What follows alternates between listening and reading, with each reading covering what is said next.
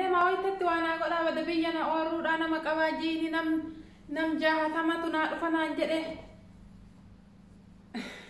wallahi ay deema hoyte manna godhaa cadhisaati qaada irra kaadhe bishaan danfe ay deema hoytetti naa marqaame waa humni jiraatte akka duruufii kiyya sochoofadhaa isinuma abdadhee hoyte tan irra kaa'e mee ay deema itti naa godhaa mee akkam godha bada hanfala gurbaasitti ergaa nama haganaa dhufe laalee naan jedhe ofii nama haganaa dhufe illee natti hin himne gurbaan ka inni natti ergu yoo na karaadhaa kuwaasii dhiita ay deema ittuma naa godha yoo midhaan yoo hin hanqatin malee yoo hafe ijoolleen warii tiiskitu hin nyaatti badhee guutte ima hin hanqatee nan salphidhee tama guddoota irnaa kaa'atan mannaa godhaa jira nan salphisina dafaame waa maraa qopheeffadhe harceellee gingilfadhe ittuma gannaa godha ooyite bishaan keessa laalaamee bada jedhan akkanumatti hin naqina nan salphisina nama ooruna jira laaltanii keessa hoodhaa kanallee soogiddalle itti godhaa jira namee dafaa ooruu namni na jira hadhaa dhadhaa bayfadhuura hin hagasi dhadhaa bayfadha bakka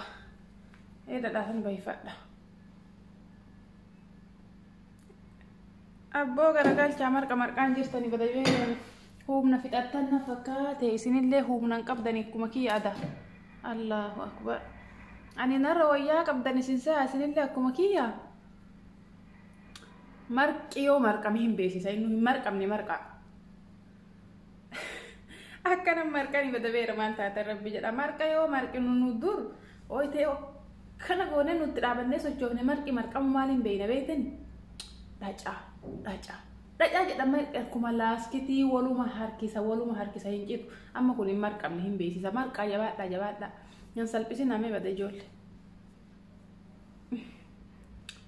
dur washoo meeqa marqa guyyatti amma tokkochaa dadhabee isinitti waamee mire bada ana kaleen hadhan ta'ini maal godharre humni ijoollee guddisuun nu sutteesi achi kalkal jenna nurraa gadi cadhisaame bakka naa baasaaf nu amma marqitani kun naa baasa bakka hodha gabataa kanan naa baasa dhaila gabataa kanan naa baasa akka gootan dhadhaa qicaa ittuma naa tolcha ittuma buusa ani gabataa kii qara bakka du'aa ta'ee bakka cidhaa ta'ee gabataa kii takkitti matti qica lamuu itti nawwaaman gabata maayinaa deebisa ani ka itti waamanii qicaa jedhan kana hin fedhu keessa gaddabarsaatti naa qicaa midhadha